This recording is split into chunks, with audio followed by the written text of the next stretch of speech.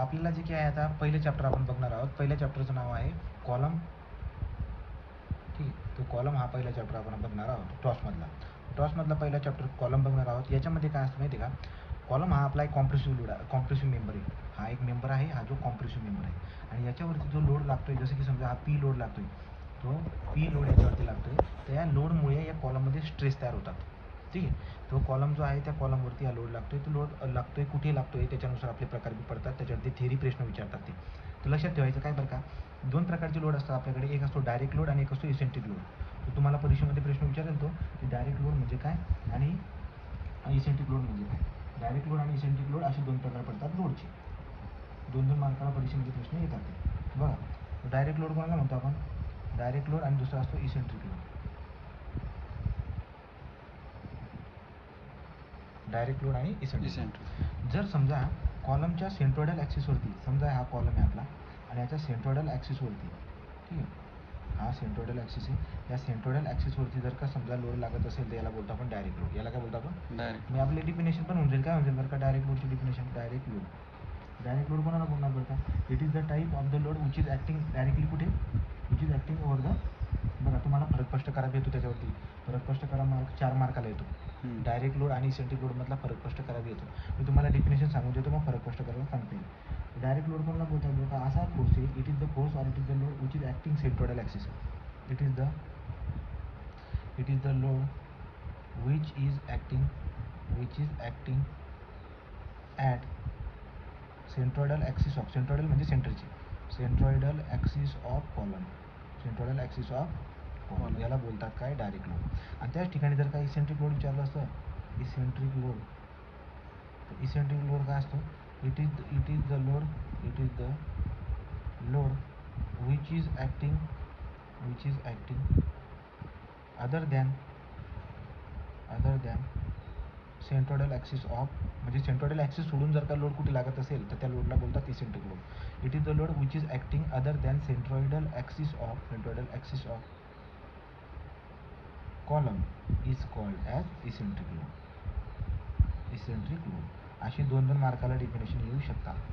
4 मार्काला फरक स्पष्ट करायला येऊ शकतो. तर मग आता आपण काय करणार, इसेंट्रिक लोड जे आहे, या इसेंट्रिक लोडचे आपण परिणाम बघू किंवा फरक स्पष्ट करा बघू टाकू पटापट.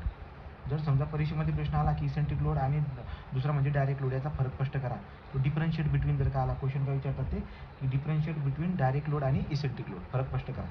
मग हा डायरेक्ट लोड आहे, हा काय इसेंट्रिक लोड. डायरेक्ट लोड आणि इसेंट्रिक लोड. मग आपण इथं काय बोलणार पहिल्या याच्यामध्ये की पहिले डेफिनेशन देऊन टाका, मागे जी लिहून टाकली ना डेफिनेशन देऊन टाका की बाबा असा लोड आहे जो बरोबर सेंट्रोइडल ॲक्सिसवर लागतो आणि असा लोड आहे जो सेंट्रोइडल ॲक्सिस सोडून लागतो.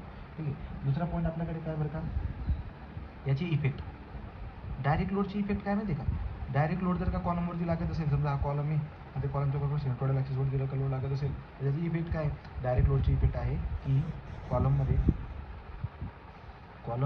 Produce direct stress. कॉलममध्ये डायरेक्ट स्ट्रेस तयार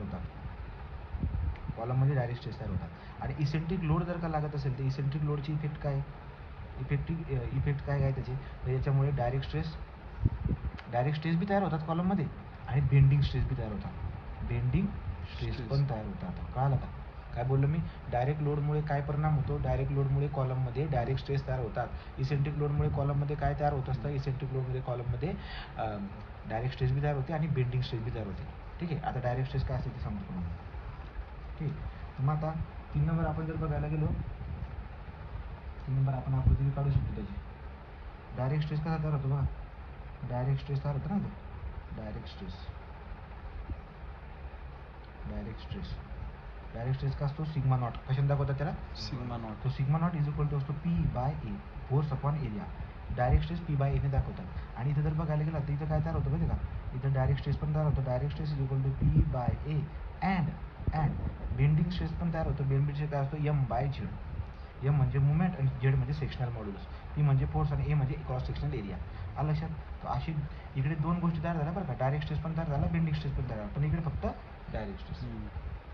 नंतर तुम्ही त्याची आकृती काढून द्या, मला फरक स्पष्ट करायला येईल. आकृती काय काढायची बरं का, हा समजा आपला कॉलम आहे, तर कॉलमच्या सेंट्रोइडल ॲक्सिसवरती लोड लावायचा आहे. हा सेंट्रोइडल ॲक्सिस आहे, त्याच्यावरती लोड लावून दिला. हा समजा आपला कॉलम आहे, कॉलमच्या सेंट्रल ॲक्सिस सोडून, म्हणजे सेंट्रल ॲक्सिस इथे सोडून लोड कुठे लागतो, इथे कुठेतरी लागतो. आता जेवढं अंतर दूर लागतो सेंट्रल ॲक्सिसपासून, हे दूर अंतर याला बोलतात इसेंट्रिसिटी.